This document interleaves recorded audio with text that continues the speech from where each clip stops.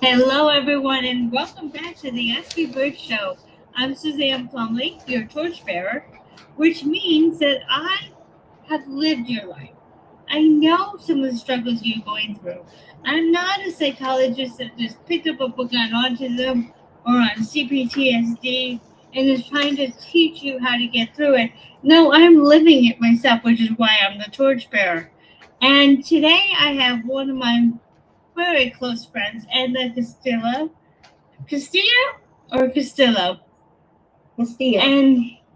And she joins all my bridge builders who are sitting in society waiting to support you, waiting actually on this bridge even more to support you when you have challenges. And the mission of the Aspie Bridge is to let you know that there are people such as Edna and all the guests that came before her, all the guests who come after her, who really want to help you solve a problem. Not you, you're not the problem. I want you to understand that right now. No matter what people tell you, you are not the problem because you're autistic. You have challenges, but you are not the challenge. And I want to make that clear. There are so many autistic individuals that are telling you what the traits are, such as Paul McLaughlin in Australia and Ryan Kelly in Australia, as well as Samantha Stein in the Netherlands, Sarah Hendricks in the UK, Temple Grandin here in the US, as many as so many others that are telling you what the traits are. The mission of the Aspie Bridge is to connect you to resources. We never had resources because we were late diagnosed. We didn't know that all of those combined traits sent us in the direction of autism. And I'm here to let you know that no longer will you go without resources because I have all these wonderful people who are willing to help you and be in society to make sure that you are treated with respect, and they'll keep their eyes open for you. And right now, I'd like to introduce you to Edna and let her tell you all about herself and why she's here to help me and why she wanted to be a part of the Aspie Bridge. Because she is one of my team leaders on serious health diagnoses that may affect you when they come out. Edna, would you like to explain? Introduce yourself. Well, hello everyone. My name is Edna Castillo, just like Suzanne said, and yeah, I am a um, life mastery consultant as well as a cancer thriver. In 2020, I was diagnosed with a very, very fast growing cancer, breast cancer. And I navigated that journey with the tools that both Suzanne and I have learned in our community. Um, and I love to share that with people on how to navigate an illness that may, from the experience of being diagnosed, you have fear, you have hesitation, you have just the what is this going to be about, and most of all you have the am I going to be okay, is this going to be the end, is this going to lead to death, especially with something like cancer. And just wanted to share that, no, it doesn't have to be an experience that is debilitating. It doesn't have to be an experience that takes you away from your loved ones, or takes you away from doing the things that you love doing. So I support people with cancer, and I love to teach the tools that I not only learned from my coaching certification, but also I lived while I was navigating the cancer journey. Oh, thank you. Thank you for being here and thank you for surviving. Because without you, there are so many people that would just give up too soon, which is where I want to start off our conversation today, Edna. When you first learned, is there an acceptance that you first need to go through before you start the survival pattern? I mean, we can't just push it under the rug and say, well, I'll just deal with it when it deals. What is the acknowledgement part that you went through in order to start your journey going forward? Yeah, there's definitely an acceptance, not a pushing away of, right? Most people, when they hear the diagnosis, they go into denial. And I'm not negating those processes. You know, there's so many emotions that you can feel: the fear, the rejection, the no, not me, all of those are emotions that as we have to validate, and we say, yeah, this is a scary moment. But also, in order to move forward and be in a state of calmness and in a state of healing, there's the acceptance. Okay, this is what it is. I was diagnosed, and how am I going to move forward?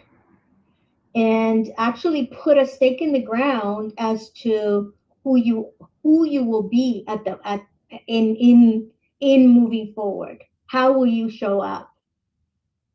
Um, Several things, right? Releasing the need to having the old life, because that's what we want to do. So number Right. one, in order to move forward, we have to let go of the old life.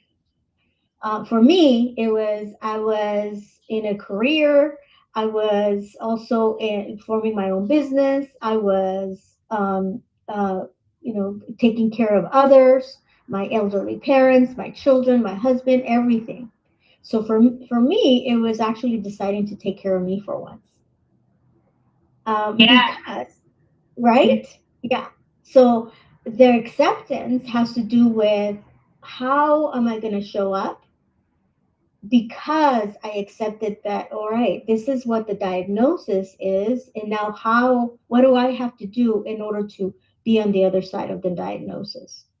And so the resistance that most people have towards it is what actually makes them not, I don't want to say not heal, but not have an experience as expansive as I did, because they don't have they haven't decided to release the past of who they were and move forward with who the now is, right? In order to then discover what the future holds.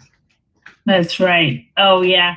And that's the beginning spiral that we learn about in Brave Thinking Institute is first, and we as autistic individuals deal with this too, the victimhood. This is happening to me. This is happening to me. And if you're not going to release that part of the to me, you're not going to learn the lessons that it has come to give you of why you. But instead, you can say, okay, as Edna says, this is a situation I'm dealing with. Just like with us with autism, this is a situation we're dealing with. We're not going to ignore it and then say, here I am. No, we're going to take a look at it and say, what can I learn from this situation? Then you can move up to the next stage, which is by me. How can I coexist in the most positive way alongside this cancer? And that's what Edna was saying. Okay, accepting it, but how am I going to show up? How am I? That is a choice. You can say, yep, I got cancer and I'm stuck. No, and we do this even in autism. You're not stuck. And as Edna points out during this entire interview, she's going to take you through the steps that are very much not only just for severe health diagnosis, but also chronic, lifelong health situations. So, whether or not you receive that serious health or not, take it in the context that we are autistic. We're going to be autistic until the day we put our head down. And we need to learn how to accept, as Edna says, and move on. So, Edna, were there times that you started along the path of by me? This is what I'm going to learn from it. But then you slipped back into the victimhood, because I know even Mary says I'm one thought away from victimhood. What were some of the things that you're like, okay, I'm having a great week, I'm having a great week, and then the following week you have a setback? Maybe something happens and the chemo doesn't quite do it, or you're more tired than usual. Walk us through some of the steps that you took when you might have had a setback or when you were extra tired. Yeah, and actually, it was not weekly; it was daily. Um, when you're going through the treatments, it could be very debilitating, and it would be very easy to concentrate on the debilitating part of it, right? Because you're fed with these chemicals, or you're undergoing radiation, or going through surgery. So it's very easy to concentrate on this is what I'm going through and start in the victimhood again. Because on a daily basis, you're reminded, I didn't have hair. Looking in the mirror, my face was really, really big because of all the steroids. So I was this Mm. little case person with a bit with bald, so unrecognizable at times. So it wasn't even a weekly thing; it was a daily reminder. And what I really, really concentrated on, that I think that really moved me through this whole experience, was gratitude. I was just gonna say Gratitude that. in the to be. Those two things I worked on a daily basis. So in the morning is, starting with what am I grateful for today? In every moment, especially the challenging moments, is what am I grateful for right this minute? I remember the day that I had the longest day of my journey, I would say. It was a day that I had the surgery. Now, the surgery wasn't going to happen until 2 p.m., but they wanted me in the hospital at 7 o'clock in the morning to do all the prep work and to see all the different departments that I had to see, radiation and the people that put, the chemicals inside of me, to actually see where the cancer was. And it was a process. Um, I, I remember thinking, this is going to be the longest day of my life. I'm going to be exhausted by the end.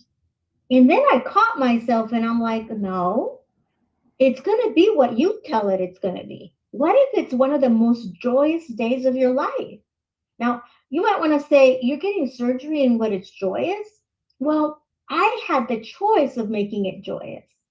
So that day, I decided to be an engaging, funny person, meaning I was going to have put a smile on every person that I touched. I was going to put a smile either through a joke, a compliment, just something that would make them smile or laugh. And I made that my day's challenge.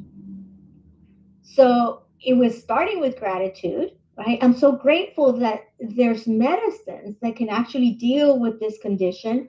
And by the end, the cancer will be gone from my body that day, right? Or I'm so grateful that I woke up this morning, as simple as that. And in the morning, when I got up and I went there at 7 in the morning, starting from the receptionist down to the surgeon and the anesthesia, I was put that my job was to put a smile on each of those persons' um, face. And I could tell you, by the end of the day, I didn't feel exhausted.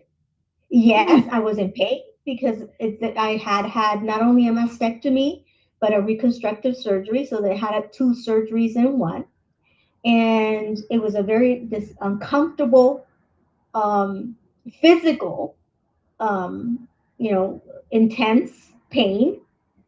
Um, but I had a smile on my face. I had a Mm. smile on my face because I had accomplished my um, what I set out to be. And I remember thinking, these people must have thought I was crazy. Not only does she have cancer, but she's also cuckoo because she's having fun through the whole process. But no, that was my decision to see it as, the medical community was giving so much to me. That was the least I could do. Put a smile on their face as they were treating me. So on a daily basis, it was a challenge. Um, and Yeah, on a daily yeah. basis, I decided how to show up. Well, that's it. That's one of the other lessons that we're taught is You get to decide if it's going to be good or bad. A situation is neutral. We're taught the situation is neutral. It's how you respond to it. And Edna decided to put laughter and smiles on people's faces. And you can sit around and say, "Yep, look at me. I'm going through this." And you can cross your arms and just say, "Ugh, I'm not going to be happy. I'm not going to be grouchy." No, that's a decision that you make. That's not how it has to be. Edna had quite the mission on of what she wanted to do, and she succeeded. And she came out. Would you say you were more energized in a way, even though you were dealing with I pain? You were more energized because what people responded to you with happiness, and that comes right back to you. exactly. It's a flow of energy. When you put up a smile on someone's face, it's like it duplicates the energy because they're happy, you're happy, and it's just a positive experience all around. So I think that it was even more intense because the medical community wasn't used to having somebody that is going through a surgery or is going through cancer, be in that situation. Most people are going through it with gimme, gimme, gimme, take care of me. And my take on it was, let me see how I can help you have a better day or have you, have a better experience dealing with me. So all around, it was a good experience. Yeah. Well, you keep on bringing up wonderful, wonderful laws that keep coming into my mind. Like, we call it the law of circulation. It's not just about money, it's about energy transference. Now, Yeah. what if Edna had laid in bed and said, "All right, take me"? How much energy is there? Yeah. Instead, she made it fun. She made it happy. And so that brought back positive energy to her, which I'm sure, and you can tell me if I'm wrong, that just made the whole procedure come back even stronger. Your resistance, your resilience, your power to go through the surgery, your body took this as positivity, not negativity, because of the way you approached it. That was one thing that came to mind while you were talking about. I think Yeah, that's great. definitely. Yeah, yeah. What I find is that when you approach, not only that day, but every day, you approach people with that type of way of being, they're more willing to help you.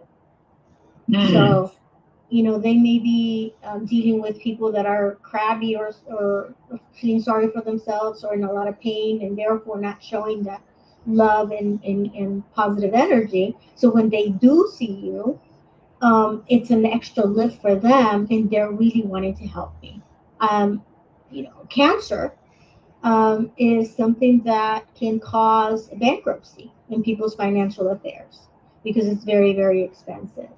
So oftentimes I would have to be on the phone with the insurance companies and people dealing with finance. And I know, I mean, obviously I can't prove it, but I know because I approach it that way, they help me even more than they would the normal person because um, it was a sense of I cared about them and they were appreciative of that. Therefore, they then turned and gave me their care as well. Yeah, Oh, yeah. Oh, yeah. That brings up another lesson that I would like to impart to all of you is giving first. We call that putting wood in the fire. When hmm you give love and understanding and everything first, you're going to receive it back. And Edna's talking about the fact that she kept on going in with a positive attitude and giving to people in such a way that it came back to be received. So if you just expect to receive, you're not going to have as strong of a situation than if you give first. And that's one of the biggest things is give wood to the fire so that it can come back and get you warm. And Edna was doing that with the people she was speaking to on the phone when it came to the bills. It was a lot easier to take, wasn't it? When you were able to give to them first versus just saying, okay, fix my bill. Or Again, even it's, or even the constriction, right? Because I mean, if you see a bill that is, oh gosh, how am I going to pay for this thing? All these thoughts. We see the lack of, okay, I don't have the means to pay for this right now. But if you still seeing the bill and being able to show up with, okay, this is what's going on, and this is what I can do, and do it in a positive manner, it takes away that constriction of looking at the bill and saying, gosh, I can't afford it. I know that that's what it did for me, and in the end, I'm very, very blessed in that I wasn't one of those people that actually suffered a bankruptcy or was in a situation where they I wasn't able to pay for the treatments for getting me better. I could have easily been, had I approached it in a different way, though, because when you approach things in a more positive way, it gives you ideas on how to navigate the situation. So it's about, so you can get on the other side as you want to be, not as the circumstances that are showing up in front of you. Yeah. that's right. That's right. Oh, I was just going to say that you took the words right out of my mouth, and I'm so glad you said it in your words because it's part of your journey of how you went through this.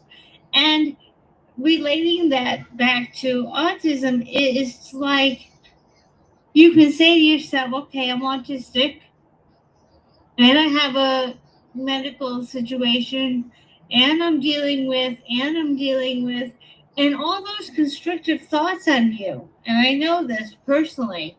All those constrictive thoughts on you, it's harder to come up with solutions when you're in such a small, oh, look at what's happening. You're right back to victimhood. You're back to not being able to come up with creative choices and everything. Now, with my situation, just to say, there are times that I'm not feeling so good about different situations that are happening to me. And instead of going back and throwing the covers over my head, I've gone back to finding my joy. My joy is crafting, and specifically right now, it's cross stitching.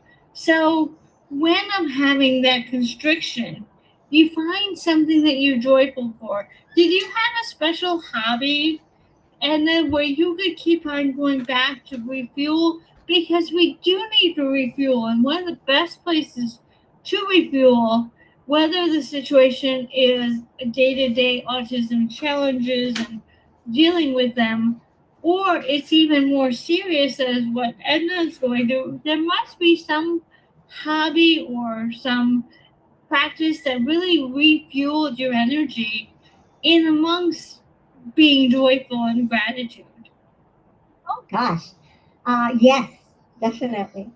Interestingly, I became an author. So as I was going through cancer, I would make time on a daily basis to write a book. And at the end of the cancer journey, I had a book to publish. So That's I love writing, and I would just um, it was a good way of keeping my mind off of what was going on and concentrating on something good, something that I wanted to offer the world, rather than being in the energy of what was, happening with my body. It allowed me to be in the creative mind. And when you're in a mm, creative mode, what happens is that your body is at a stasis where it's normal. It's healing, and especially when you're going through a physical illness. We have the nervous system that has the parasympathetic side and the sympathetic part of the autonomic nervous system. Well, because I was going through an illness that was very debilitating, and I was having infusions of chemicals in my body, I wanted my body to heal and be. in the parasympathetic part of my nervous system, which is the healing mode, not being in the fight flight, which is, what most people that are going through cancer, I shouldn't say no, some people that are going through cancer may be, because if you're fearful and you're resistant and you're not wanting to go through that process of and not gone through the acceptance, then you're fighting against it, right? And that puts your nervous system in alteration, right? It actually puts it wants to safety and survive, and all of your hormones are then going and attacking. Well, that is not inducive for healing. So the writing kept my nervous system quiet and in healing mode, as well as gratitude.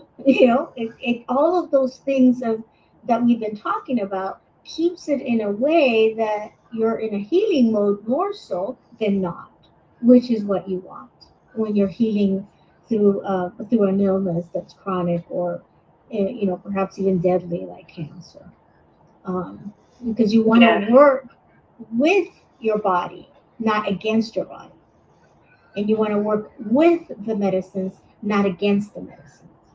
Which in Exactly. cancer could be a tricky thing, because most people see the medicines that are given to us as something that we don't want as well, right? We don't want chemotherapy, and yeah, it's going to kill your cancer cells. So yeah, who does it? And it kills other cells along with it.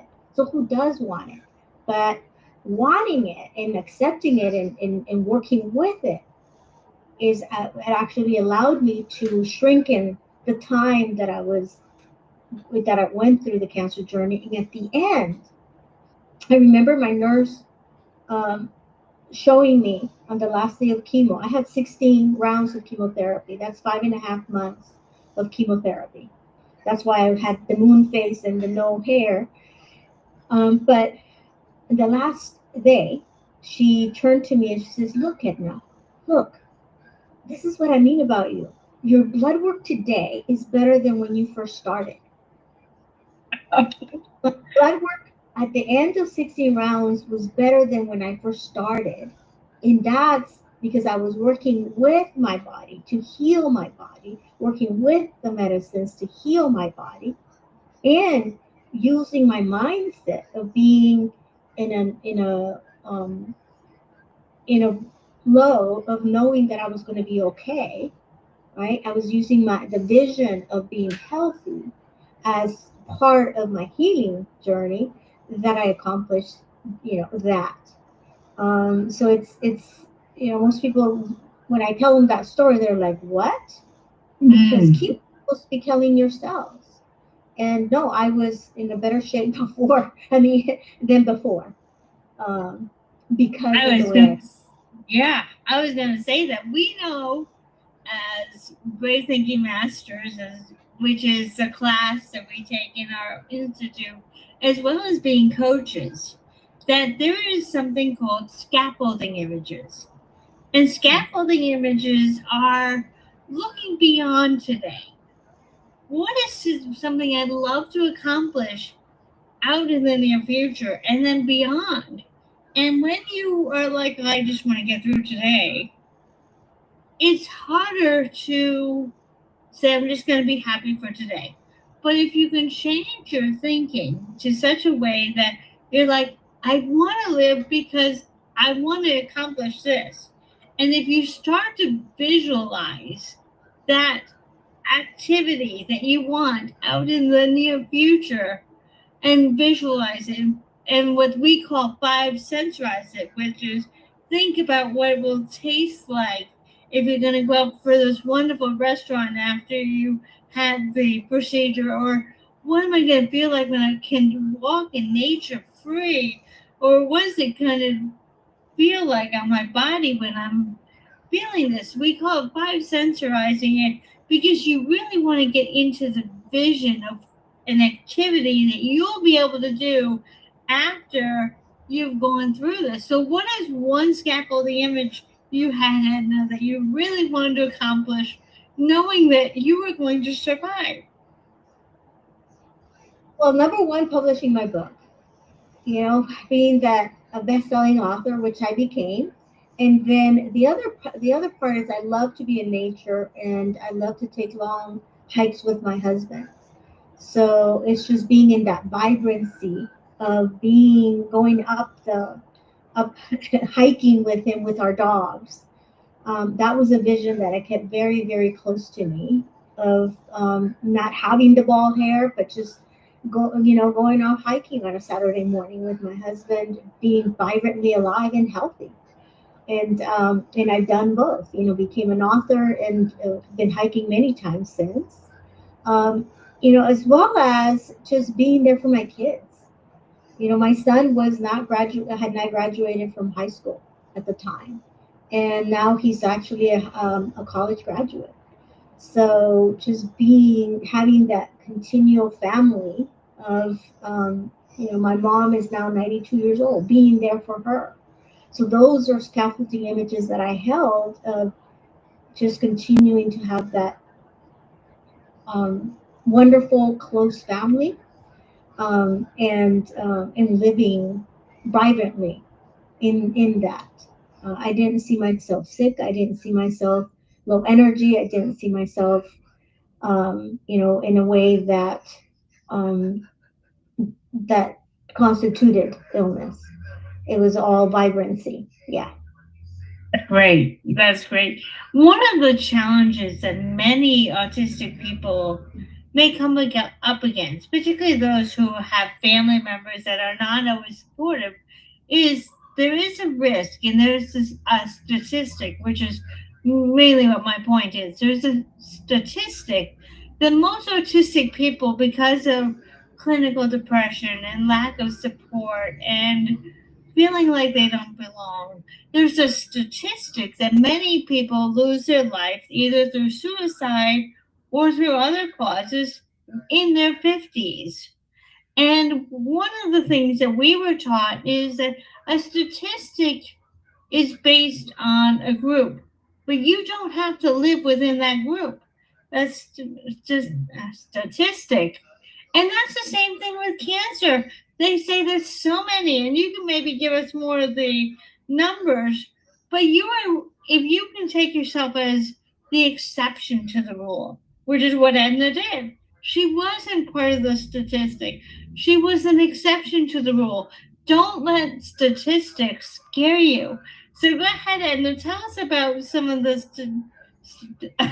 I can say the word right now. Statistics of breast cancer and how you didn't let that bog you down with your personal mission, your personal Mhm. journey. Yeah. Interestingly, I can't quote the statistics. I cannot. Even up to this day, when they're quoted to me, I don't I don't put any mind to them. Meaning, when the doctor would say, yeah, statistically, you have a one in however many of success, it's a blur to me because I really didn't pay attention to it. I always knew in my heart that it was something that was given to me. The way I framed it in my mind was cancer is something that I'm going through to learn how to go through cancer so then I can serve others. So that's one of the very first things that actually landed in my head when I first was diagnosed. Um, so whenever I was given a medicine and said, these are your side effects, this is what most people report. They report that they get drowsy and they get thin and they lose their appetite and all of these things. It was like I was saying in my brain, blah, blah, blah, blah, blah, blah, blah. I'm not listening to that. And I did do that, meaning I don't, obviously I wasn't going blah, blah, blah when people were talking, but I really wasn't paying attention. And because I didn't pay attention, I was able to do exactly what the nurse said. It was like, look at you.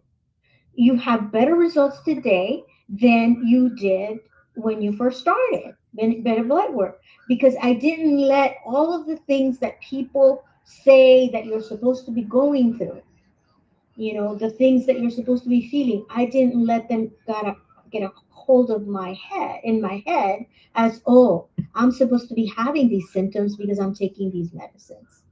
And that was one of Mm. the tools that I used. So up until now, I know that statistically, breast cancer is up on the rise, especially with younger women. I support breast cancer. I support people with cancer, and more I'm seeing younger and younger women. So I urge all of you to have a mammogram. I know it can Mhm. be very painful. I know it can be, something that you don't want because it's very intrusive. But it's necessary. Also, Mhm. as you're showering, to feel your breasts, see if there's any bumps.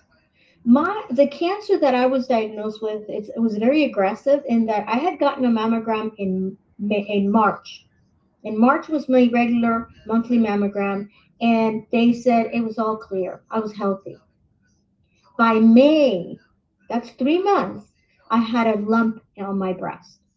And how Mm. I discovered that lump was I was cooking and I bumped my breast against the counter, and I went no.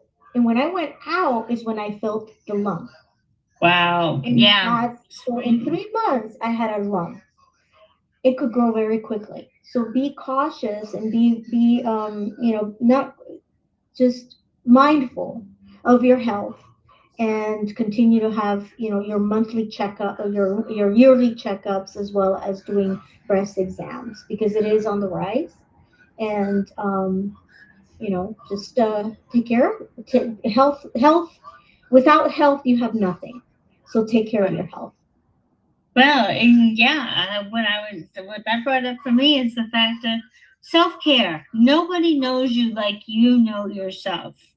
Don't wait for a doctor to tell you what's going on with you, because unfortunately these days medical between medicine, the doctors, and insurance, they don't have the time to go through all the steps it takes to really give you a full analysis. This is all about taking care of you. And it's hard because sometimes we're we feel like we're stuck in victim mode, and this can go from being autistic all the way up to having the double situation of autism and diagnosis. And we can't rely anymore on a doctor to say, well, this is what you need to do. You gotta take self advocacy to a next level. You really have to, just as Edna was saying, self awareness. Do the personal screenings.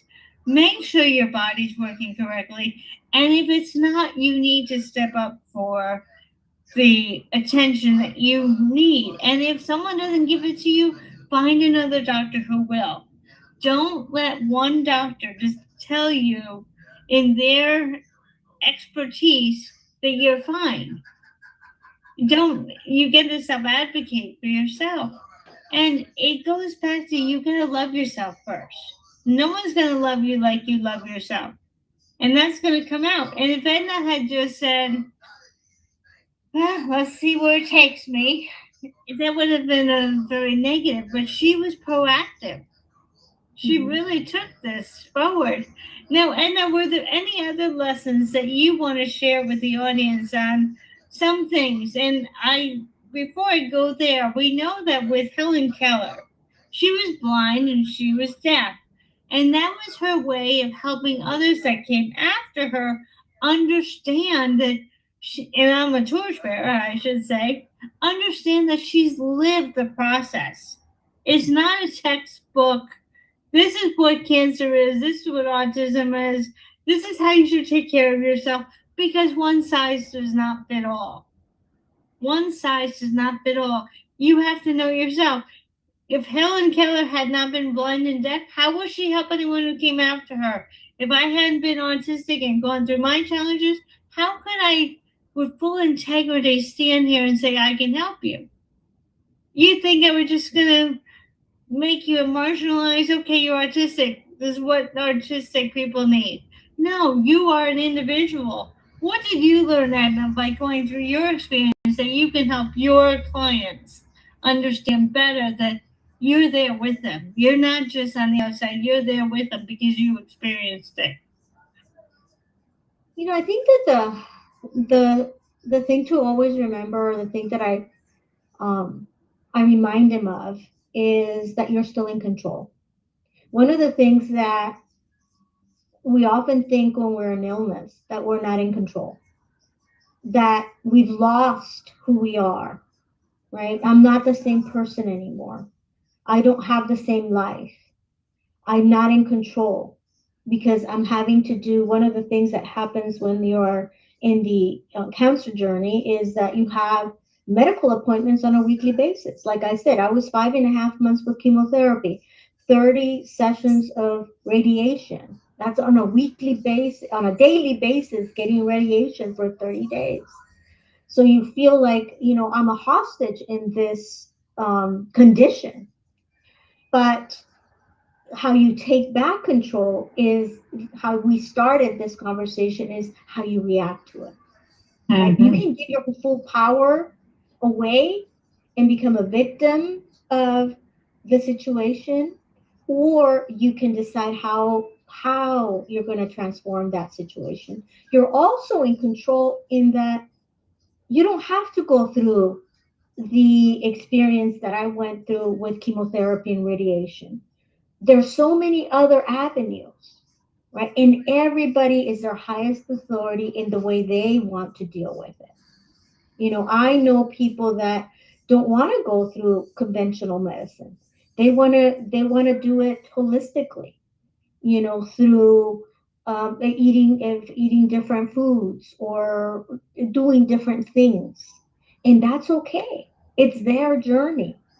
And that's one of the things that I think that we need to allow ourselves to navigate life in that way, meaning in every single way, in every single um, process that we're in.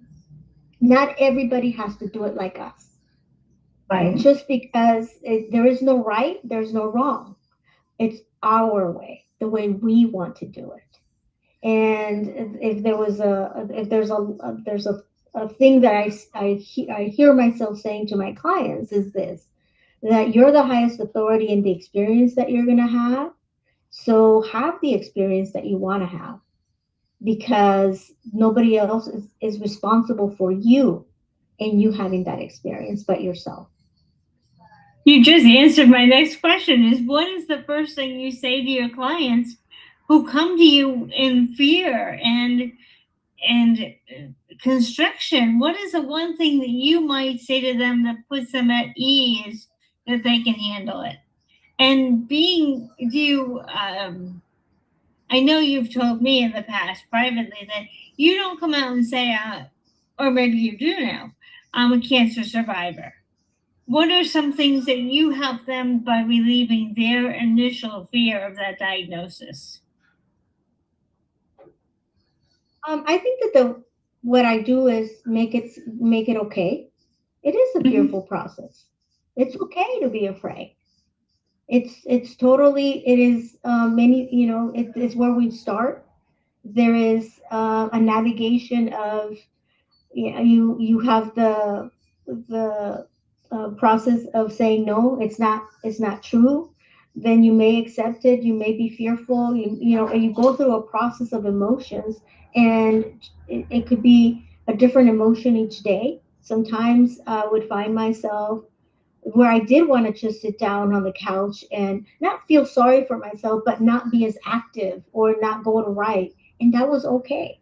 I remember telling my husband one day, you know, I'm not going to be Miss Positive today. I just don't feel like it, Mm-hmm. and that wasn't the norm. But yeah, I just sat there and watched Hallmark movies all day long that day, because I didn't want to put on that joyful energy. I just wanted to just chill and relax. And Mm-hmm. in a way, I was feeling a bit sorry for myself, but I was doing it my way and it was okay. So The thing that I do tell my clients is it's okay wherever you are in your journey, and however it is that you're facing it, it's okay. It's your journey to face. It's just a matter of making a decision of, do I want to continue doing it this way, or do I want to change course and give myself an opportunity to go on the other side a different person? Because it's all a growth opportunity. Either way, it's going to be an opportunity to evolve as you've been evolving, or evolve into a higher awareness of what is possible for you.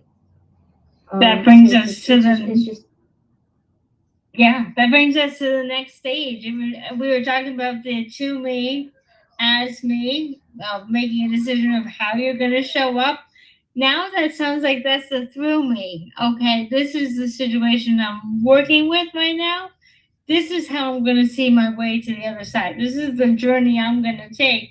And then would you say the as me might be where you're coming out as a coach to help people because you're being channeled with your own experiences to help them and understand that you are completely uh, empathetic to their situation. You're not just textbooking their situation. You're empathetic, and I would see that as a complete as me. This is how mhm. I went through. This is how I can support you, not fix you. Again, let's not go back to the fix you. That's on you. Nobody can fix you but yourself. And you're not fixable. And I want to rephrase that. There's nothing wrong with you, so there's nothing that needs to be fixed, except maybe the way you're thinking about the situation. So I want to say thank you to Edna for coming today. Are there any final words that we have not discussed that you'd like to add on today before we complete today's session?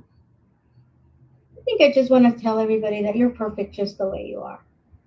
And whatever comes your way with your higher source, you can handle it as you want to handle it. It is all entirely up to you. So, and the beautiful thing of it is that you never lose control, because you have the say so always. Yes. It's it's not good or bad until you decide. It's neutral until you decide how you want to respond to the situation. And today I want to thank Edna for coming on because there are going to be times when we're going to get some information that's going to scare us. But as Edna said, don't let fear stop you from making choices that are going to best serve you. That's from autism and being an advocate to yourself, to getting a diagnosis, dealing with a family member that doesn't understand. You get to decide how you're going to navigate through this journey. Yes, it's wonderful to have friends and people that you can count on to be in your inner circle. And you'll find out very quickly who is in the inner circle.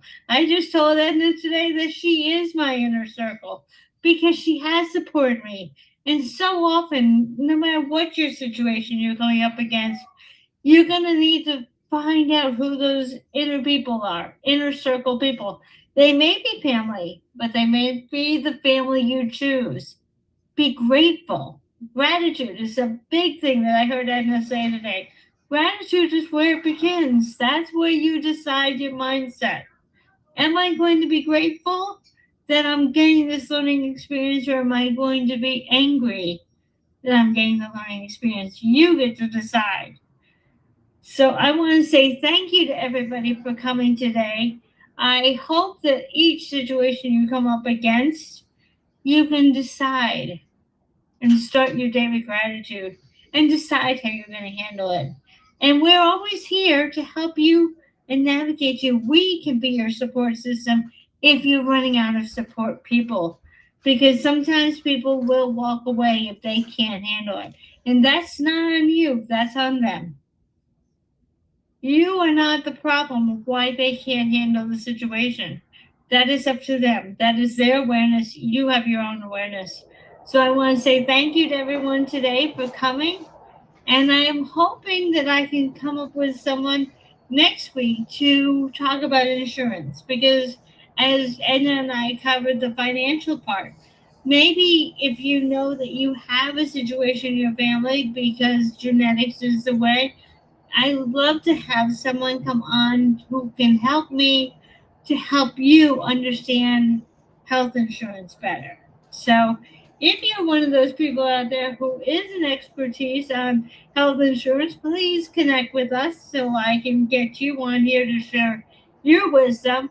For now, Edna's here to support anyone who has a health challenge that they want to work through. If you go to the Facebook page at the Aspie Bridge and look for her picture, I'm sure she'd love to answer any questions or support you in whatever way she can. Please remember to subscribe to the Aspie Bridge YouTube channel so you can continue to get more resources, free resources on information that would cost you money to get otherwise. I'm doing this as a service so that you can finally get the resources you deserve. So I want to say thank you, Edna, for coming today. I hope you My pleasure. enjoyed this conversation. My pleasure. I definitely did. Thank you so much. Perfect, perfect. I'm so glad. And thank you for coming to see the Aspie Bridge Show. And I will see you next week. Have a great day.